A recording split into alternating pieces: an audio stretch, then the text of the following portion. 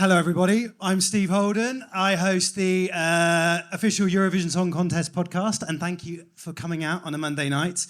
I want to introduce, very quickly, she's going to hate me for saying this, but Carla, who is Agneta in Abolitious, thank you to them, by the way. Give them another round of applause. You do that, yes. She's going to hate me for saying this, but she has a Eurovision connection because she was on Pop Idol with Jessica Garlick, who came third in 2002. So yes, there we go. Bit of trivia for you to start. We have three panellists for you discussing how to win the Eurovision Song Contest. I'm sure a lot of you know how that might happen. And we're going to go through, we've got some clips for you, but also we just want to get a bit of insight from this great panel. I have connections to all three in different ways. First up is Paddy O'Connell. Come on, Paddy. A Eurovision legend. I've got to find your bio. Here we go. So, Paddy O'Connell is a radio and TV presenter, all-round Eurovision aficionado. He presents Radio 4's Broadcasting House every Sunday morning, get the plug in, and regularly presents a wide range of news and entertainment segments across the BBC. And of course, you will know that from 2004, he commentated on the Eurovision semi-finals back on BBC Three, wasn't it, originally? Yes. Alongside presenting various behind-the-scenes segments. And we were together in the delegation bubble last year in Turin watching Kalisz Orchestra win. Next, we have Suri. You all know who Suri is, but she is a highly talented singer-songwriter, making her Eurovision debut, as you'll know, in 2015 as part of Loïc Notet's dancers, I guess, on-stage performers. And then you were part of Blanche's team in 2017, the musical director. We'll ask you about that later. And then you represented the United Kingdom in Lisbon in 2018, where we first met, didn't we? We had a little interview at some embassy, didn't we? Her new album, Building a Woman, is out in May. Is that correct? That's correct. There we go. And the final guest is a Eurovision encyclopedia, Chris West. Now, I said I had the connection because I have got Chris West's book on my bookshelf. I'm sure some of you do as well. But basically, Chris is the author behind Eurovision, a history of modern Europe through the world's greatest song contest. And it has been updated to cover 2022. Yes. Hasn't it? And you have written on a wide range of entertainment and media stuff. You've got the seal of approval from Eurovision greats, including Graham Norton, Katrina from Katrina and the Waves, and Mel from Mel and Sue. So this is our panel. She is a Eurovision legend, Mel from Mel and Sue, without a doubt. Paddy, you'll agree. So you've all got your microphones. I've got my little, what do you call it? They call it a stream deck. It's basically clips from Eurovision. So fancy. I know some of you might not be able to see the screen as well as other people, but we're only going to play little bits because you've seen all these clips before. But I want to start, and this is a little quick fire round for all three of you. Name, obviously last year, finally, the United Kingdom did pretty well, second, and we're now hosting. I can't believe that we're actually hosting in Liverpool. Oh, I know, it's amazing, right? Paddy, one thing that we did right last year. We had a fabulous joy to our artist, who was a great British ambassador. He was humble, he was kind. He had 8 million TikTok followers. We had a proper... Helps. Oh, yes. Did I get that in the right order? After years of negativity and doom, this is a fun contest, and he had fun in his heart. He was a humble British person. People loved him. He was a magnet. People came up to him. We did Sam Ryder right, and that was a decision that the BBC finally took correctly. There we go. Suri, name something we did right last year. Everything. Anything in particular? What really impressed you? Well, Paddy put it so brilliantly. The authenticity of when the song comes from the artist, so that whole vision on stage, supported by a fabulous creative team and all of those decisions, that authenticity is completely compelling and electric. You can't argue with it, whether you like the style of music or not. It's true to Sam, it's true to his artistry, and it succeeds. It works. Chris, as someone who's been covering the contest since the 60s and has seen the ups... 50s, surely. I think I think you said your first contest was 1961? The first one I remember, but I Yes. have written about it since the very beginning. So you've seen the ups and downs of the UK. What's one thing we did right last year? 3 minutes of magic. Just wonderful. Fantastic. That's his singing and his performances. Yeah, just to interrupt, it's a TV contest. And they put the TV on the TV. And for years, it's forgotten by many countries, including the UK. It's a fabulous TV show. He had a big light screen. He had, they properly remembered to stage it with a great artist with 8 million TikTok followers. It's a TV show. It's a TV show, and they put the TV on the TV, and the people in this room are more expert than me. It's a TV show. So I want a TV star I can believe. I want to look down the camera. I want to believe in him. And, I want to vote for him. Now, I know this is how to win the Eurovision Song Contest, and we didn't win last year because Ukraine won. And there's, arguably you could wonder whether he would have won or not, or whether Chanel would have won, maybe with the televotes and the jury votes.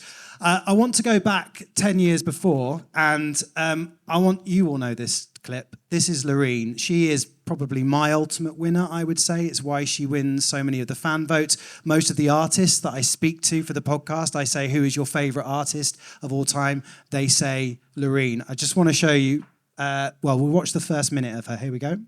Where's my little button? Here we go.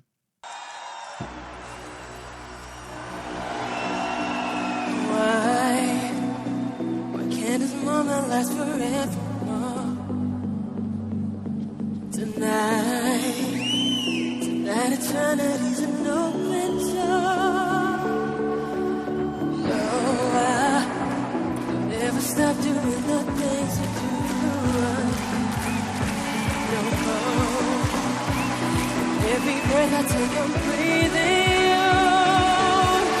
Euphoria,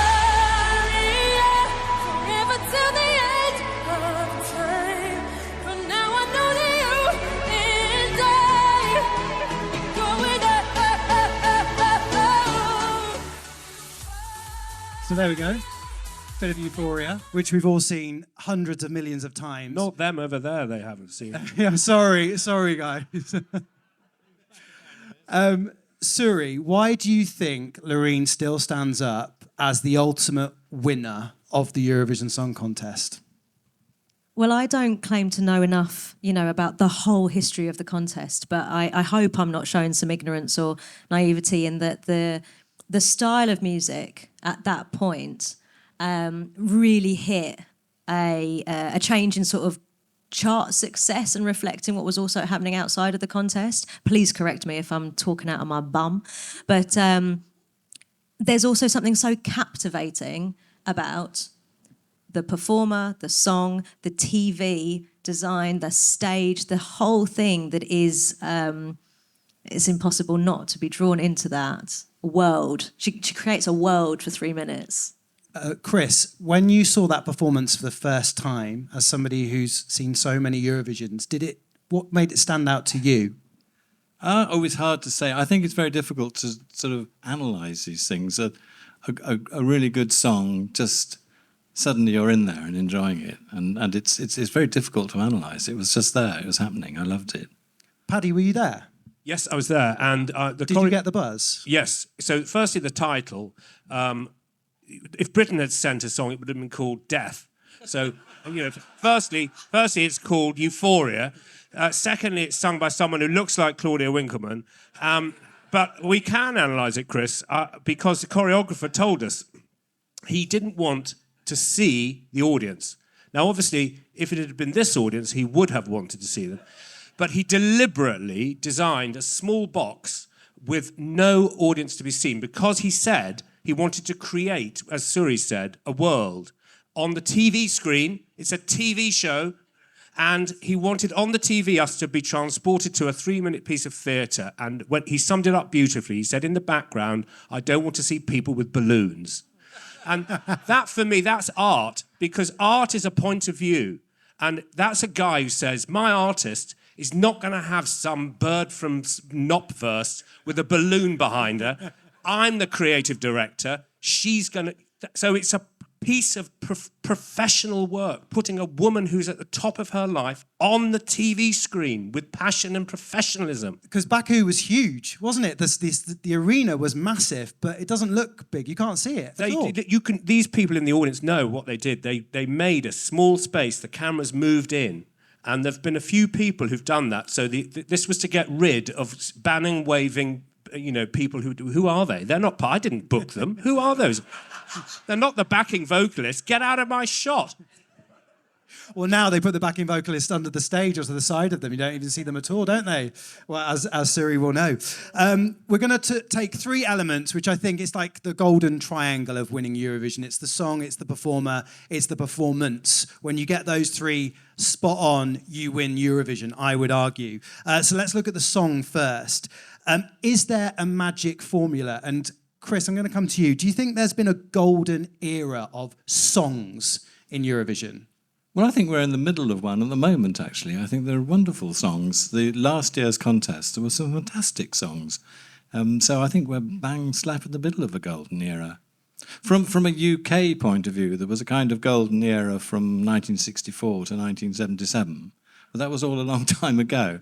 But no, we're in the middle of one, and it's wonderful. So, Suri, you are a songwriter. What is it that really nails a spectacular song that kind of sings, in inverted commas, to somebody? What makes them connect? I do find this one difficult to articulate because I have been in many rooms where the brief was write a song for Eurovision, and that was our job for the day. And we all, I say we, you're sometimes put in a co-writing setup of maybe 2 or 3 people.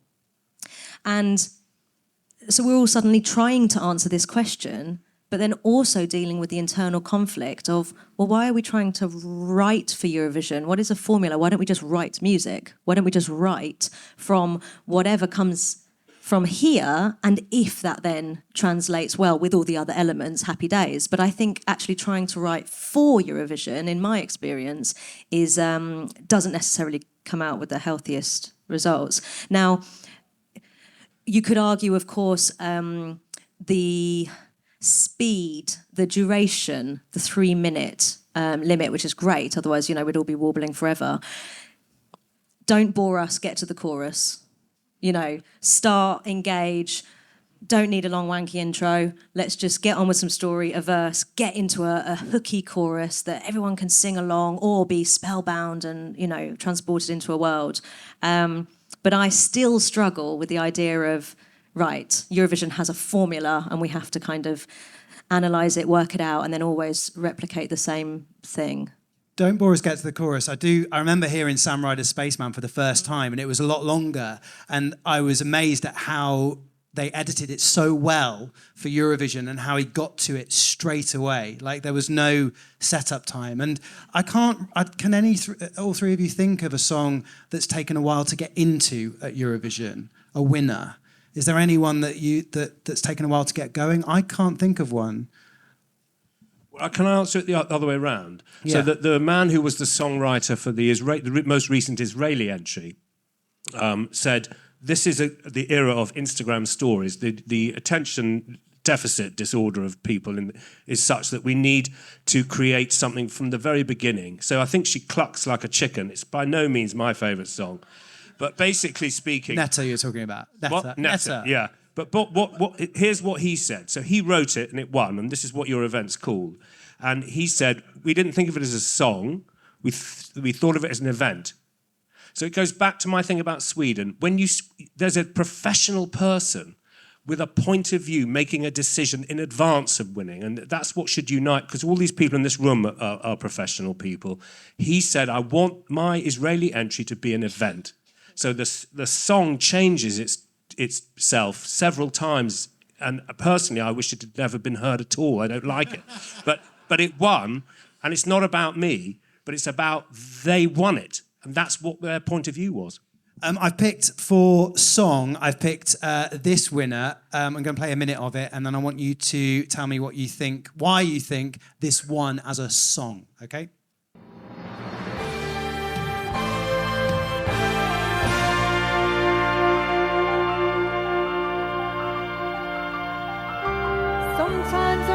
you passing by my window, and sometimes I watch you passing through my dreams, and sometimes when I look at you, you take my breath away.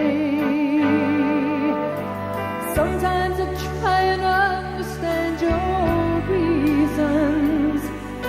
You choose to feel the way you feel about me. And sometimes when I turn around and you're there like today, and I wanna say, why me? I look at you and I get to feeling, why me? I know it's true, but I can't believe it. I keep on wondering why. Good old Linda Martin from 1992, Why Me, written by Johnny Logan, of course. Why is that a good song winner? Suri, I'll come to you first. Well, I love the story, and I think I completely agree. We're now in a TikTok age where everything is, that little bit snappier. But perhaps in the 90s, the attention span was that bit longer. Perhaps we could afford No alternative. to listen a little bit longer. But there's a voice, there's a storyteller with the story that works for me. Stylistically, I love the breadth of it. It makes you feel kind of warm and hugged at the same time. It's I think it's beautiful. Paddy, a Linda Martin fan? Yeah, I mean, just in solidarity with our friends in the cheap seats, I didn't look at the screen then. And inevitably, it's a song I enjoyed listening to. And I have a suspicion that this contest can still be won by a simple song. I think that inevitably what happens is it's like the Alps. Everyone copies the thing that went before, and then the winner is the opposite. So I still hold a hope. Can I play my selection here? Yeah, go for it. So I've chosen something from a British person who beat the British entry. So this is a 16-year-old from Kent called Lisa Andrews singing in 2004, and I was there in Istanbul and I saw her. Can we play it? Yes, here we go.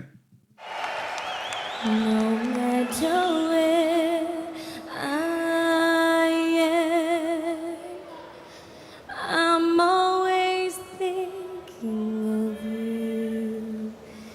It may be hard, but I need you to understand that I don't often say what I feel.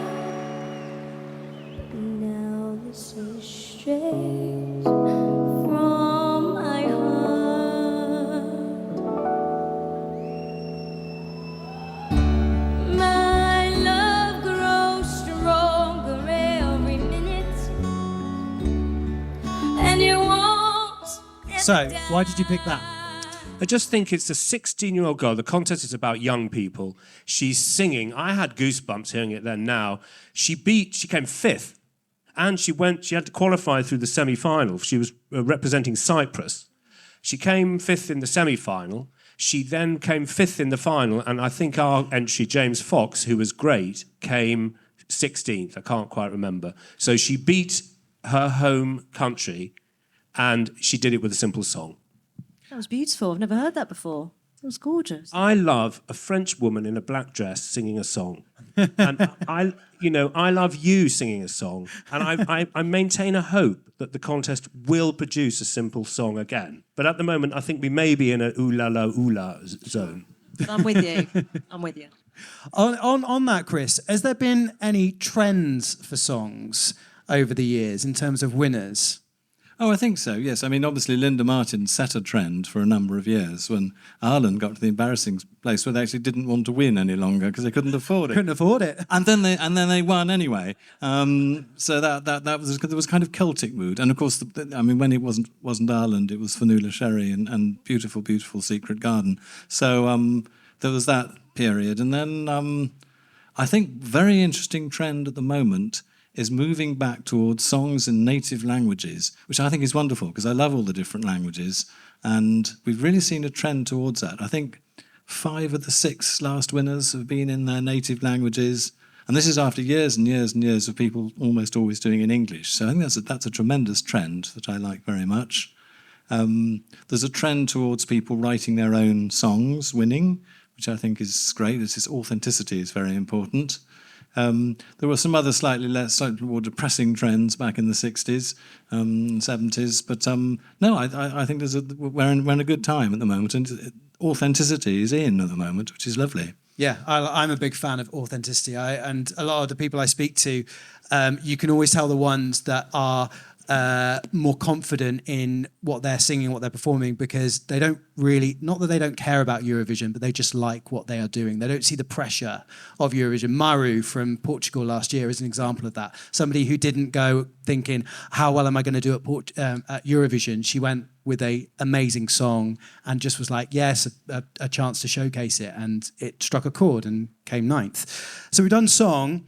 Next thing I think in the triangle of success is performer. What makes a true Eurovision performer? And we could think of Lordi standing out here. I would say Conchita is definitely one that stands out. Paddy, who do you think is an incredible Eurovision performer? I think you want to work them like a pit pony. And I want them to be talented, but I want them to work very, very hard. I want them to tout themselves. I want them to tour, and I want them to have talent. And they've got to get out there to all the other countries they can get to. They've got to have a love like Sam had of music. Sam was so effective because people said, oh, yeah, it's UK. And he said, no, I just like singing. And I've got 8 million TikTok followers. And so what makes a good artist? Sam's broken the spell for the UK, and he told me in the winners bubble, I know he didn't win, in the delegation bubble, just think what the UK can do now. Now that we've taken the stigma away, now that we've come out of the closet after 25 years, just think who can follow. Just send an authentic artist, put professional people behind it. Remember, it's a TV show, but trust the artist. Let them sing from their heart. And if I may say, because I'm next to her, this woman made me cry, and because the stage was invaded, and Suri represented my country in that moment in a way that makes me very proud. She refused for the song to be resung. She's braver than I am, so they need someone with her guts, and that's what I'd like. I agree with that. Me and Suri have hung out a little bit over the last couple of years, and you are a great ambassador for the UK at Eurovision. And is it fair to say you love being a part of the Eurovision community as well, don't you? God, I love it so much. That's so true, yeah. And you'll be doing a couple of songs later, and I've heard a sneak preview, and they are spectacular. I think Chanel embodies the ultimate Eurovision performer, and I think last year, I can't have favourites because I work for the EBU, but that is one of the best things I've ever seen on a Eurovision stage. I don't know if you guys agree with me, but that is somebody who, in the run-up to Eurovision, like Paddy just said, put so much work into it. She ran on a treadmill in heels to learn that performance, and it comes across. Again, with Sam, I interviewed Sam when he did his reveal for the UK. So we did it before it was released. And he wasn't scared about representing the UK at Eurovision. He just knew what an amazing opportunity was, and he knew he had a good song, and it worked, you know? Chris, when has a winner not been a great performer? To put you on the spot. Ooh, that's a difficult one. I don't know. There have been very good performers. I can't really think of anyone who was useless and still won in spite of it. It's just part of winning. I can't think of anyone who's not been a good performer. I mean, you can go back to Brian Johnson, bless him, in the 50s with Hi, Hi, Hi, which sounds like a kind of sort of schoolmaster cheering up some children. And it's not rock and roll, let's be honest about it. But he came second, which is kind of wonderful to do.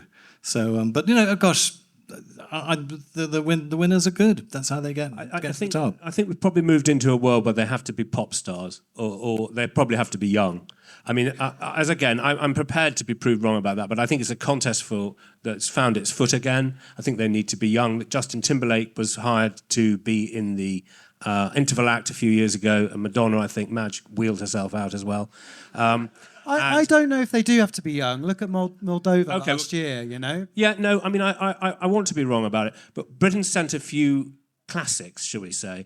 Engelbert Hunkebert looked like he was glued to the stage, And Bonnie Tyler, a woman who I love, kind of just really didn't really work very well. So I suspect if this is about how to win the Eurovision Song Contest, send someone with a lot of energy.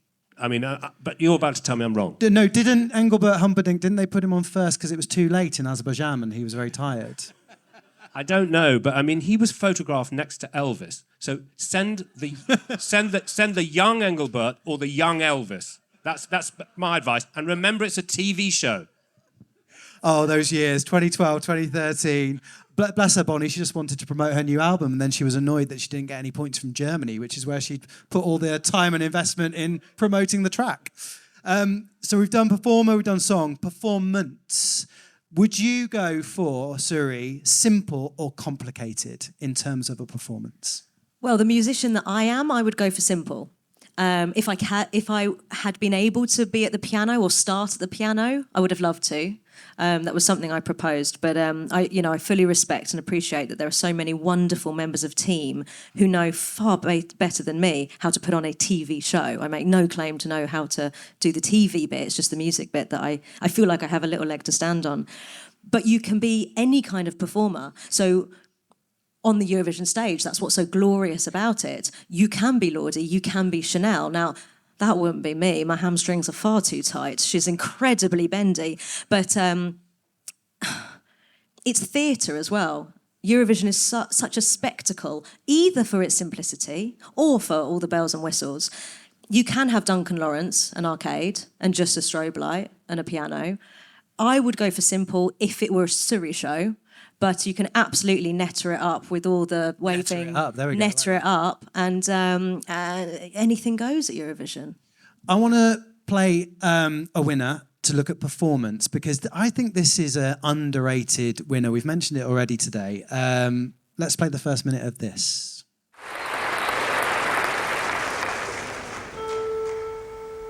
One, two, three.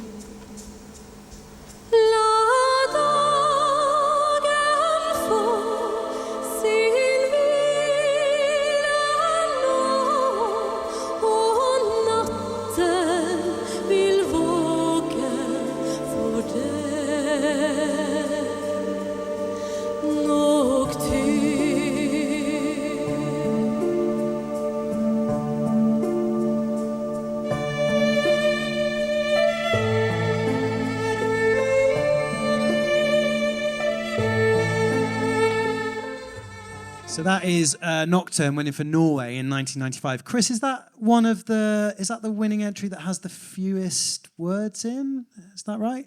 Yes. Essentially, yeah. Yes. Why did that win the Eurovision Song Contest? Because it's utterly bloody gorgeous. That's why it's quite simple. That's a fantastic piece of music, and I love it. I listen to it quite regularly. I just think it's so bloody beautiful.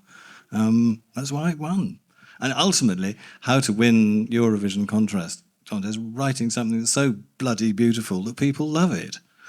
How you do that is rather more difficult, but at the end of the day, that's how you win Eurovision. You do something as good as that. Paddy, do you remember that winning? It's not one of my favourites because no, I mean it breaks what I've earlier said. I just think it didn't really. Chris is an expert, and I'm not an expert. If it's about the performance, then I do think one of these will win soon. A simple person, man, woman, other, singing in a central stage way can win again. So that's what it is. And I don't want to be facetious to Chris, who knows more about me. Yes, one of those can win in the future. Definitely. Well, I would say how to win the Eurovision Song Contest is don't copy the year before and don't do the same style as the year before. And I can't think of 2 years back to back that have been similar. I may be wrong. But I do think, well, I mean, the kind of the Celtic thing in the 90s was a little bit like that. But I'm not sure why this thing about is a simple song going to win. I mean, Salvador Sobral just stood and sang, Duncan Lawrence. So, yes, of course it's going to win. I mean, there's a wrinkle, though, isn't there? Because let's just look at Conchita. So in the UK, the jury gave Conchita 12 points, and the public gave the Polish milk churners, who had simulated sex with a butter churner, which I think is appropriate at Eurovision. And the public gave that. The public vote was 12 points for that. Yeah, they did. But back to my earlier point, especially to you over there who can't see anything, Conchita was an event. So the thing is, Conchita won my earlier bit of Googling, which is the guy who was the Israeli thing, said make it an event. So Conchita was an event. But the public liked high camp and sexual ridiculousness. So this section that Steve's put together for us is his performance. So I would like to say, Chris, that there are primary colours of performance. And one of them definitely is a simple ballad, but another of them is a Polish woman pretending to masturbate a milk churner. Yeah. Wonder where she is now. Which, if I may take churner? that as inspiration for my new live show and album, can I just, because I do love this piece as well, for just the left field, let's just put an almost instrumental soundscape on the stage. I love that. I never realised that we can all hear the counting that should only be for the performer. Why does it go 1, 2, 3 publicly? I've never noticed that. No, I never before. noticed that either. Was I just that noticed an that as well. Might have been a mistake. cock up? Probably. Oh, yeah. It's quite a few. Definitely. Because that should just be down aria canals. That little now. Well, I mean, you sing. when Sandy Shaw won, she was inaudible for the first few bars. You know, the technical things go wrong. Things do go wrong on the Eurovision stage. Yes, don't they? Yes. Yes. But also, back to where we started with our fabulous abolitionists, when the ABBA performed in Brighton in 1974, the conductor came on dressed as Napoleon. Yeah. So, I mean, hello, it's a TV show. I mean, you won't know because you can't see anything. But imagine you had a TV in your room that lit up, and you could see things, you people over there. Then he, in 1974, dressed as Napoleon. I mean, think of it. I mean, just why? It's a TV show, people. That is the triangle. But Chris, you're very keen to tell us your 5-point plan of winning the Eurovision. Yes, because I said I had the 3 with performance and song. They kind of slightly overlap, but number 1 is authenticity. I think it has to be somebody singing their own song. The next one is a brand. They have to be recognised. They have to be known around Europe by enough people. The next one is they've got to be a fan. They've got to love the contest and not be doing it as a gig. And the next one is they've got to have the ability to hold the stage. They mustn't be freaked out by the great big Eurovision stage. And the fifth one is they've got to have a lovely song. And to me, that's the 5-point plan for winning Eurovision. I agree to a certain degree. I think if you look at Måneskin, I don't think they were ever fans of the contest, and they definitely saw it as a gig, I would say. But I'm sure there are exceptions to every rule, but my claim is if you want to win Eurovision, this is a very good way of doing it. I think for Sam Ryder, your 5 points definitely apply, without a doubt. And I think they should apply in future.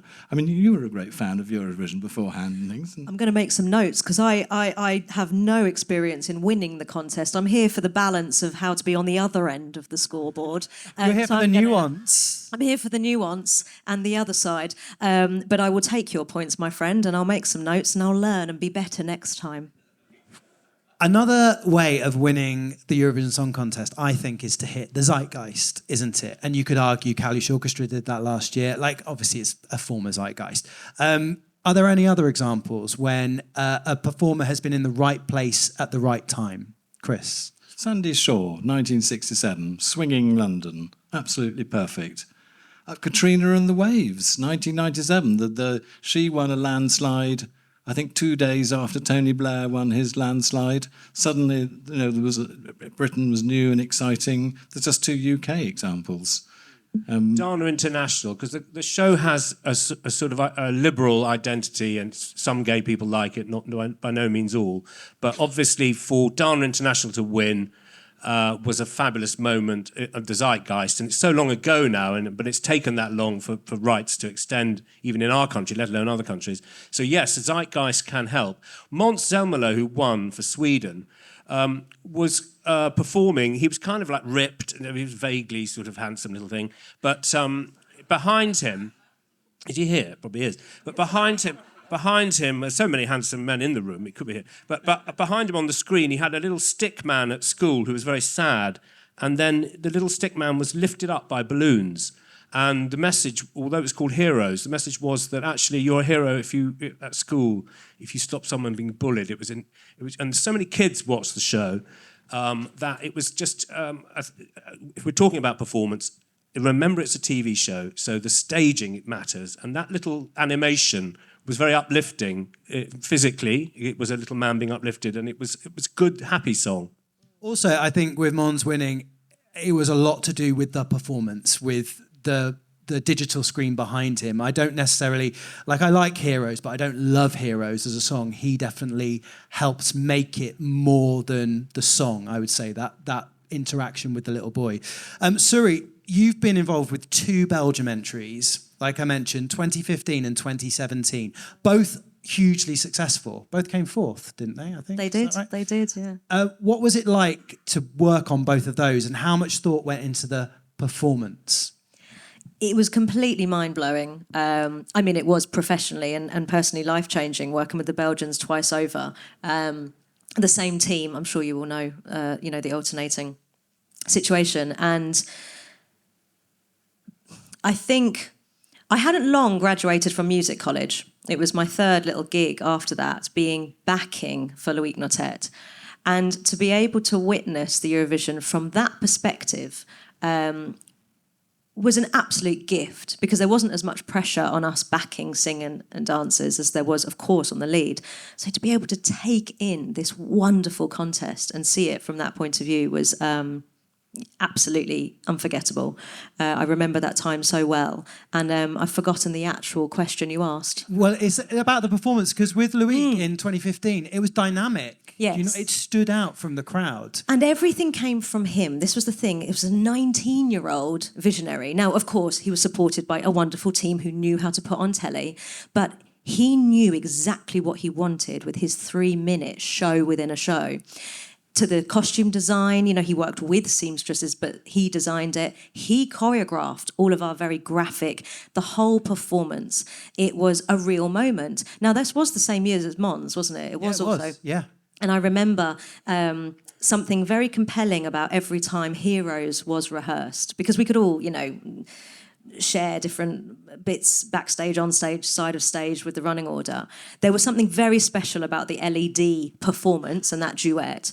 But I think what Loïc captured on the stage that year, which was such an honour to be a part of, was incredibly special as well. And when you're in the thick of it, you slightly sense that you are part of something thrilling. You don't exactly know. You don't rest on your laurels and know that it's going to translate really well. But you have a good feeling that every time we do this is something quite unique and authentic, because it really came from him. Song, dance, vision, costumes, everything. Yeah, so he got song, performance, performer, authenticity, as we're saying. What about with Blanche? Because that was a bit different, because she did look nervous, but she still did well. Yeah, so the song was spectacular. So I remember being called again after, at the end of 2016, and the head of delegation said, we'd love you to be a part of this team again, taking on slightly more responsibility behind the scenes musically. This is the track. Do you want to be part of it? And as soon as I heard that song, I didn't care who was singing it or what was going on. That song was so fantastic. Yes, we had a different experience, that Blanche, who is a gorgeous human being, really struggled with stage fright, and really got to a point very close to the contest where she went, I actually don't want to do this. I actually want to go back to uni and do political sciences. And we were like, cool, in 48 hours, just give us 2 more days. There's a lot riding on this and a lot of money's been spent. So an amazing, life-changing moment for her. Just a shame that it happened midweek at Eurovision. But so song fabulous. Everything supporting the artist from a stage design, TV, camera point. Everyone tried to work really sympathetically, but that was a different experience. She really struggled with nerves, bless her. But again, I think it came down a lot to the song. It was a brilliant song. It's still probably one of the best from 2017. Just want to talk about a country that knows how to do this. It's obviously Sweden, because they've really nailed the formula in consistent, not just winning, but top 5 places. And they won it 2012, 2015 within the space of a couple of years. And it goes to Melfest, obviously, which I think a lot of countries look to as the gold standard of how to put on a pre-Eurovision track. There's one song I want to play just a minute of. Where is it on my little thing? I can't find it. Oh my goodness, where's it gone? Here it is.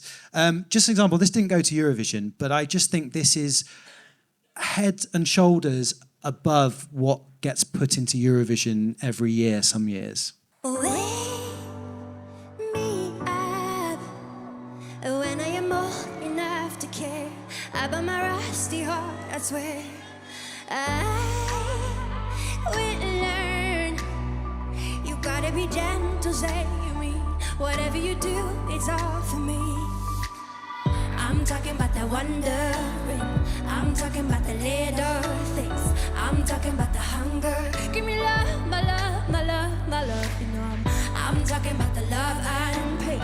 It's messing with my brain. Oh, you lift me up 1,000 times, but when you hit, it hurts like guns. I'm not bulletproof. I'm not bulletproof. I'm bulletproof. So that is Dotta with Bulletproof, which was 2020. It was going to go for the cancelled contest, was beaten by the wonderful Mamas. I think there you have a song that you could see on the Eurovision stage. Sweden obviously know how to do this thing well. Paddy, why have they nailed it more than any other country, arguably? I think in the last 25 years, the UK did not take Eurovision seriously enough, and the Swedes took Eurovision too seriously. And this show that he's talking about, this Melfest, is sort of 16 weeks of primetime television. It's longer than Strictly, and it's a bunch of people singing some songs, and at least 8 of them get into the top 10 of the Swedish charts of these songs. So it's a huge cultural thing. So they've gone beyond this problem we had in the UK, which is, oh, it's not very cool. And then the music industry didn't know if they should support it, and then the best people wouldn't work on it. So inevitably, when you look at it, the question is, what can we learn from Sweden? Arguably, we should learn to send great songs on the television, is what we should learn to do. Just slightly diverging, all three of you, what would you like to see the UK do this year? I think they'll send a female artist, just my hunch, because, and I think they need to send someone who is joyful. And I think in a way that will win for me. And they need to be humble in the face of a war and 8 million people displaced. And there needs to be some love for Ukrainians. And there needs to be some massive love for Liverpool. And I want to see some of our biggest people come out on the stage and support it. And I want a sense of humour. And I want to feel proud to be British. And I want to feel proud of the Great British Songbook. And I want to see a huge opening ceremony that makes me laugh and makes me fun and makes me feel happy. What do you think we should send, Suri? Oh, yeah. There we go. The passion. After Sam, post-Sam, what do we send? Well, I feel silly for actually having not thought about that yet. And so I agree with everything Paddy's saying. I don't know. I mean, you could also argue that the team and Sam got it so right last year. I slightly feel for the person now stepping into the next, but they know what to do, so they can absolutely, capitalise on this success. I'm really interested to see. I actually hope always for something wildly different, because why not? And because it can work on the stage.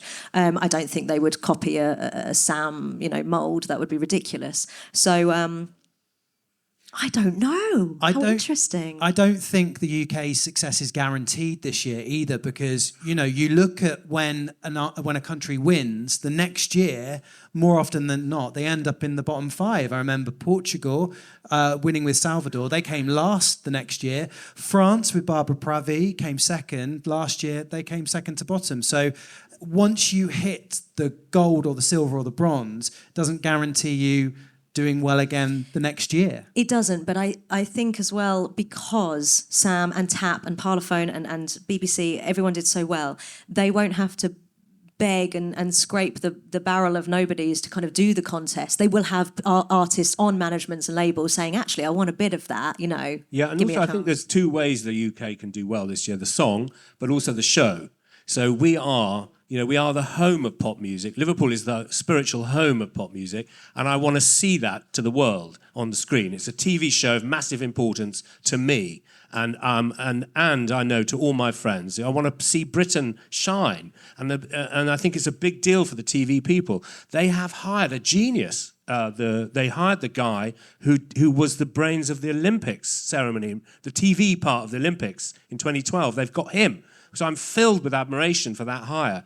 And the humour in there, the Queen in a helicopter, Mr. Bean, all the big bits are in place. You know, they haven't got long, but it's a TV show. And with respect to you in the room who make TV, they could win the TV show. Graham Norton could come out like Terry did in '98. They come out, then they go and do the commentary. Then you have a fabulous artist. Where's Elton? Where's Adele?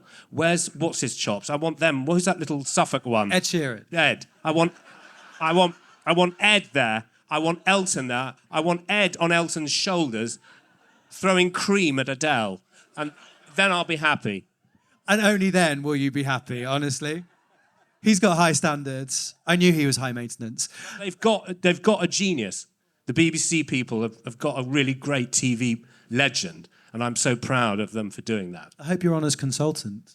No, I mean, I made a career-ending thing when I said if they couldn't get it right, they should give it to ITV. I mean, I've got no skin in the game here. I want them to do well. I want the BBC to do well. But also remember, it's the coronation month. This is Britain shoving its face at the world after disastrous. We've had more prime ministers than Eurovision entries, and you know this is it. This is our country on the screen, guys. Liz Truss is definitely the double nil poire, isn't she? She'll come on. She's the interval act. I've had it on good sources. Also, I joke, but I love James Newman. He's a really nice guy, and I want to say that on the record that he is wonderful. Going back to how to win it, Chris, jury, televote, right? You obviously have to nail both, but is one more important than the other when it comes to winning? I don't know. I mean, the televote. You're a little rude about televotes earlier. I think sometimes televotes are wiser than the judges. If you look at Moldova last year, wonderful song, intelligent, funny, musical, full of life. Judges hated it, and it was actually the people's choice. Apart from Ukraine, it came second in the televote. So the same with Kano in the Norwegian entry a few years ago. Juries hated it, public loved it. So I think it's very difficult. That I don't know. I haven't really got anything intelligent to say about that. It's just that sometimes the juries get it wrong, and the idea that the sort of bringing in the juries has kind of ring-fenced the competition against getting it wrong is sadly not true. Well, I was looking, and please correct me if I'm wrong, but I don't think Duncan Lawrence won either the jury vote or the televote. So it was right. Yes, through exactly, circumstance, he came first because whoever did win, I can't remember off the top of my head, didn't do well in the other one, if that makes sense. I've never understood the votes. Even when I was on the green room, on the sofa for 3 years, I was still going, how does this add up? You've still got nothing. Fine. I still don't get it. Also, the EBU are like teenagers in their bedroom deciding what to wear.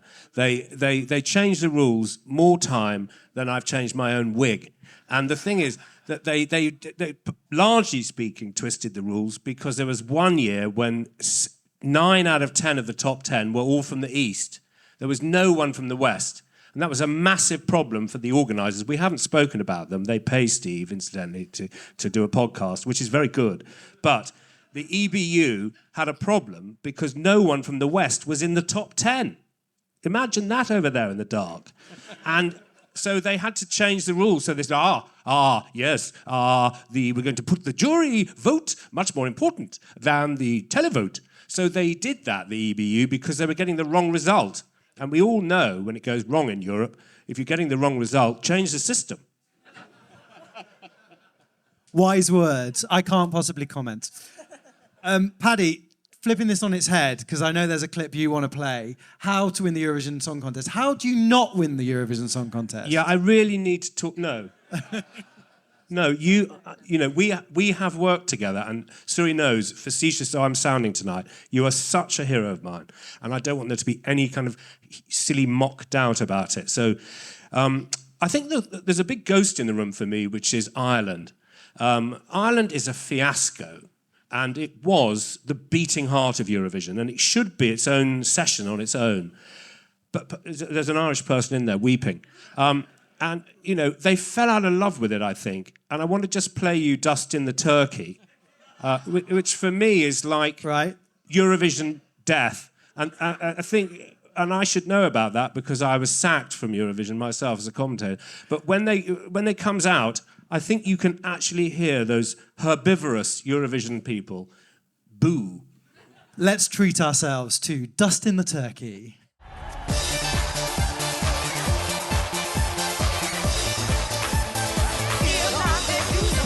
Rag accent, bad accent, Terry Wogan's wig. It was mad accent, sad accent, it was Johnny Logan's gig.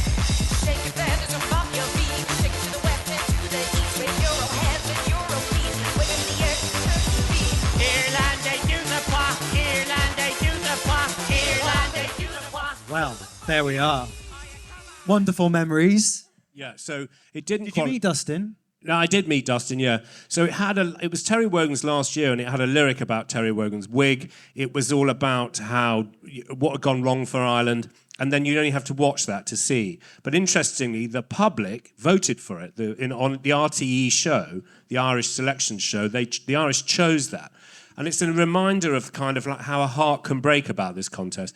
I've often felt that the British have the best music in the world and the best sense of humour, and when it comes to Eurovision, we lose both. And then in the case of the Irish, they were Eurovision, like a stick of rock, and they were so hurt, they sent that like a dirty, you know, like a sort of, like a dirt bomb. They wanted to show that they were cross. And so in a way, the sessions How to Win the Eurovision Song Contest, that just made so many people so sad. Don't send a turkey at all. Don't send a turkey. Don't send a turkey, please don't. Chris, how do you think... do you think the UK is at a disadvantage because it doesn't do the semi-finals, or has been at a disadvantage? I think there's a little bit in that, actually. I think some countries resent the big five, and also they just they don't perform. Did you because you've done all this? So did you sing at all at the semi-finals? I did. Twice with Belgium, we had to qualify. Right. So the stress riding over that, and we were lucky to, we qualified. But the UK year, my UK year, obviously from a selfish point of view, knowing that I was automatically in the Saturday was, of course, a huge weight off my shoulders. And it was heartbreaking then to see people go out on the Tuesday and Thursday, knowing how many months of work and everything go into it. Now, the rehearsal aspect is interesting because we all relentlessly rehearse for about 2 weeks. So I think from a selfish point of view, I was very happy just to be straight in on the Saturday, and I would, glad not to do the semi-final stress ever again. But I think my guess is that it means there's not quite so much exposure to the audience. True. They don't hear the song. You hear the song twice if you're not in the if you're in the semi-final and get through. Fair. People watching at home have heard it twice rather than once. I think there is a disadvantage, but I completely understand how nice it is not to have to jump through the hoop. I think until the last couple of years, I think the Big Five were at a disadvantage for not doing the semis, because I don't think they took it they kind of took it for granted. And I think the last couple of years, Germany is the exception. The Big Five is having a bit of a revival with Chanel and with Italy winning. So I think now the Big Five is definitely back in the mix of things. But there was a couple of years where it was a bit in the wilderness. The Spanish guy that did the off note, what was he called? Manuel, was that his name? Nadir, I can't yes. remember. 2017. I think that was like a nadir for them. Do you know what I mean? So, when was the turning point for Eurovision that made it special to win? When would you say it was, Paddy, having covered it since 2004? Well, I think the thing is, you can win Eurovision by being totally cool about coming last. You can't win Eurovision by wanting to win it, because then the chances are stacked against you. So I think inevitably there have been some big moments. For me, I think the Italians who won a few years ago, Måneskin, went on to tour the US they work so hard they now won't go to Eurovision events. Sam Ryder had a #1 record. He was used as the BBC's guy at the Palace for the New Year.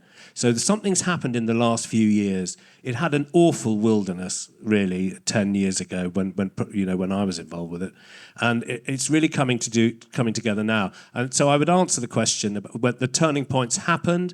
I think the British have have seen it in a different way. There'll always be people who think it's rubbish, and actually large parts of it are rubbish. But I think the thing is that for this room, it's a very important TV show, and it has 180 million viewers, and this is the Royal Television Society. There is not a bigger show that they often discuss. It's a huge TV show. I will go back to where I started. Is there a turning point? There'll be plenty of people who come to the 100 Club who'd rather die than watch it.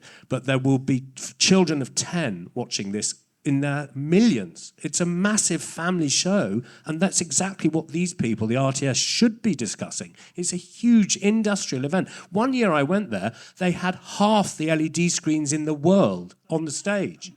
I'm not even lying, like I have done for the rest of the session. That's the scope of it, guys. And of course, in Britain, we said, oh, they don't like us. Oh. We just portrayed it in this ridiculous way, wrongly. And for TV people, all the cream of the TV talent in the world are there. It's a month in the making, but it's 6 months in the planning. Anyone in TV entertainment has worked on this. Anyone. So why are we having a session like this? Which is why it's in such safe hands, I guess, this year with the BBC. Paddy, very, very passionate. Chris, going back, you must have noticed it changed significantly at some point. There must have been a shift in 1 year where you were like, this isn't the contest that I once knew or I first saw. Well, I think 2007 was rather... I loved 2007. I thought it was great, but it shocked the hell out of poor old Sateri. That was the year that all the top entries came from the East. I thought there were some wonderful entries there. I love Stoyan and Elitsa from 2007. Just fantastic. But that was certainly a big change. I think absolutely great point that it's suddenly, in the last few years, it has become a global music event that really does matter and can make careers. So that's another change. 2012 was a great change with Loreen. I mean, suddenly I think the kind of quality upped then. There were probably changes as well in the past. I can't remember. Winning's always been important since 1956. I think it's always mattered. I mean, we haven't rehearsed this, as you can tell. And the 2007 year... Do you mean? No, the 2007 year that Chris is talking about, I wondered if I could show a clip from this. Yes. So, I mean, I love men singing about oral sex as much as anybody else. And the UK, this is what the UK sent, and it's making many of the points backwards, and it came second last. So, I love this act. I've worked with them on stage. But this makes a lot of Chris's points. This is your captain speaking. I'd like to welcome you aboard this Eurovision flight. The duration will be 3 minutes exactly. Now sit back, relax, and enjoy the flight.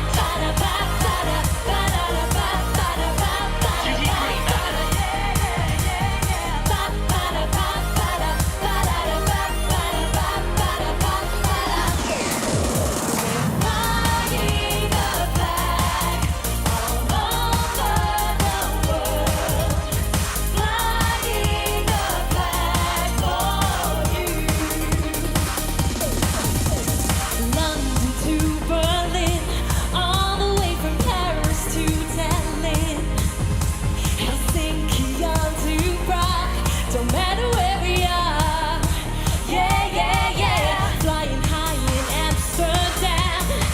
Why don't you catch us if you can? Now we're cruising in the sky, and we're singing it to you. We're singing ba ba da ba ba da ba da ba ba da ba da yeah, yeah, yeah. It is ridiculous, isn't it? It's kind of a guilty pleasure of mine. And They love give it it a over ground. there. They love it. Those people in the dark. Look at them. Give it a Grammy for Flying High in Amsterdam, honestly. So it was- It ticks a lot of boxes. Yes, it in did. what we're certainly. talking about. And it's great because obviously the selection show was a complete cock-up at the BBC. And what happened was the public were invited to vote, and it came down to Scooch and Cindy, who was a balladista. And at the moment when the vote was announced, Fern Cotton said the winner correctly, and Terry Wogan said the winner incorrectly in a louder voice. So they go, and the winner is, and Terry goes, Cindy, and Fern goes, Scooch. So it was born out of complete chaos, which I love. There should be more chaos. But inevitably, the Eurovision voters looked at it and they didn't take it seriously. And I think they probably thought we were having a bit of a laugh. And, you know, I like a laugh. But Chris raised it. He's the expert. That was 2007. And it was won by a woman singing in Serbia, Molitva, a song in Serbian about a love sort of prayer. It means prayer. And a beautiful performance. When you rewatch that, like, that had it all, and I don't think I appreciated it at the time. Talking about language, I wonder when Sweden will sing a song in Swedish. It's been so long. There's a kind of tradition, I think, of the Nordic countries very often doing stuff in English. Anyone who goes there, everybody speaks English so well anyhow. It's particularly embarrassing as one's own command of their language is virtually non-existent. So I think they'll probably carry on. It's part of their tradition. It's part of their national brand. We haven't talked about national branding yet. It's an interesting subject. But I think part of the Swedish national brand is beautiful global pop songs which are going to be in English. And that's the thing that, you know, electro-pop, what they do so brilliantly. I think maybe, and I've just come up with this thought on the spot, so it could be absolute bollocks, but maybe as Brits we need to embrace our weather more, because what the Scandies do so well is they have pretty intense winters, but they all bunker down underground and they create. And they come up with this, you know, amazing pop that then most of the British and American hits from the past 2 decades were Max Martin and his hit factory, all Swedes. So they have a command of the English language that is also quite poetic in their phrasing. I've worked in Stockholm with some writers and I love their turn of English phrases, which is so fascinating. But also maybe we just need to embrace and own our shitty weather and mine it into some musical gold. There's your task, Suri. On it. Do it. Come on, give them a call, sort it out. So I think before we go to some questions, I think how to win the Eurovision Song Contest. Paddy, how do you win it? I think get over wanting to win it. You can win it by coming last, as far as I'm concerned, so long as you've meant it and so long as you've tried it. I want them to tour, I want them to tout, I want them to have talent.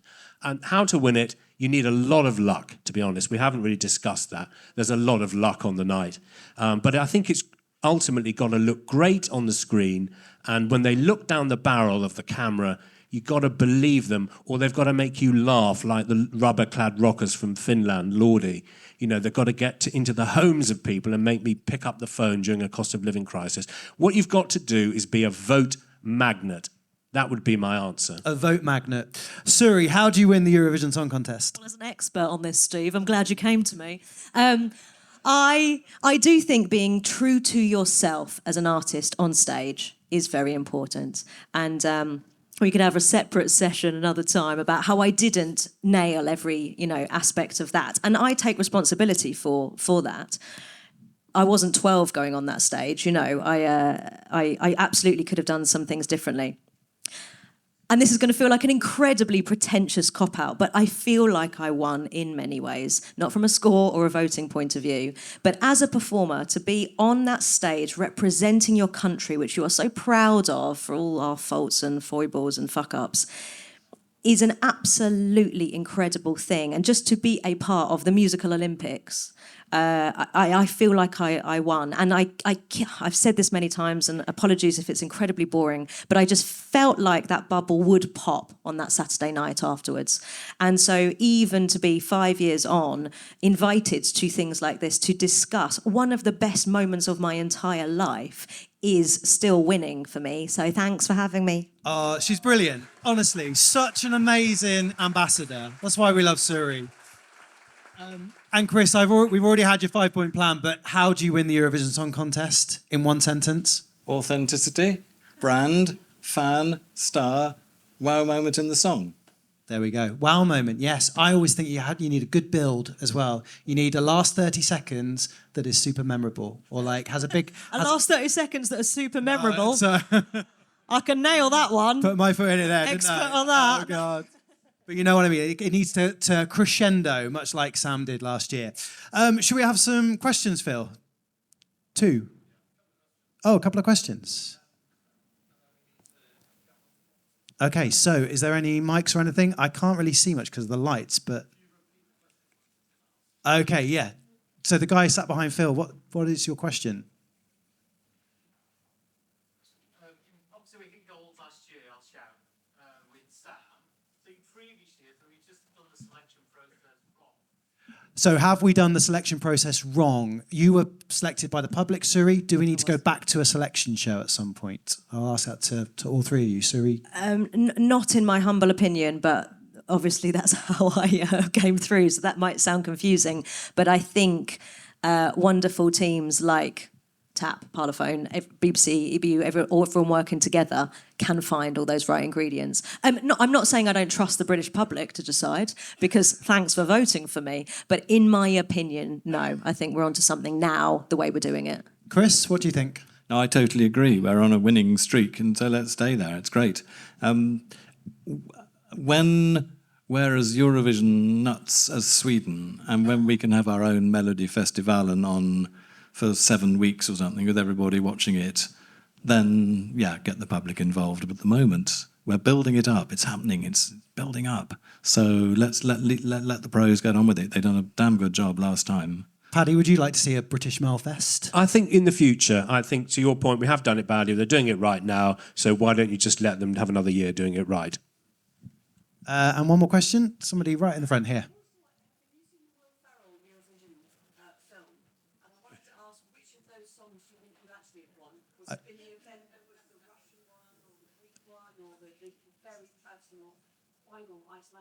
So the question was, for anyone who's seen the Eurovision film, which of the songs in the Eurovision film would have actually won, do you think? It's Ya Ya Ding Dong, isn't it?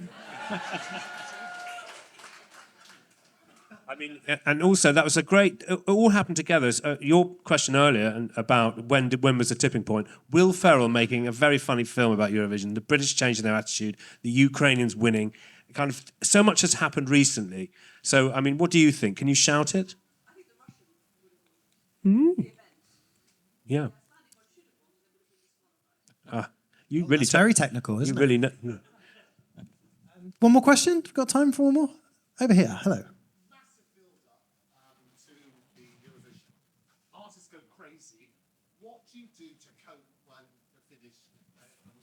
So, what do you do, Suri, when the bubble bursts? It's a great question, because that is such a come down. And when you've had experience before, not on that scale, but you are accustomed to the come down from a theatre show and the family you've been in, you know, with months, or a particularly big album launch night or whatever.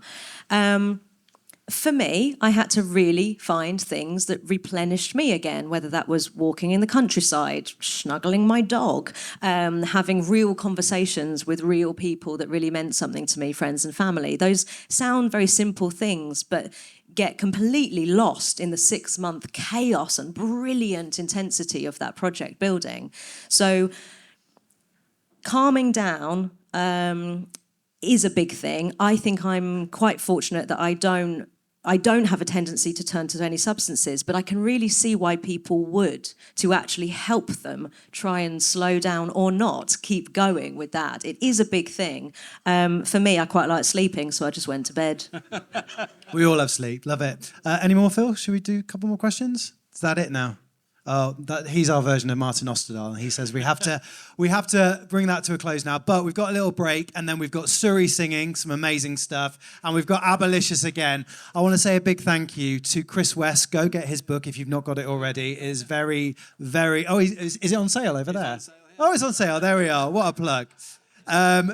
Thank you to Suri, like I've said, an amazing ambassador for the UK and for Eurovision, and she's always so friendly, so lovely, and the new album is out in May. 14th of May, Building for a your woman. come down, for your Eurovision come down. Oh, yeah, the day after the grand Oh, yeah, final. planned that, didn't yeah, I? you got Oh, that. And also to Paddy O'Connell, the Eurovision legend, who knows everything about it. And how many have you been to now, would you say? Just 20. Just the 20. Just the casual 20. Liverpool will be 21? Definitely going to Liverpool, yes. Yes, amazing. So thank you to our panelists. I hope you've enjoyed the chat.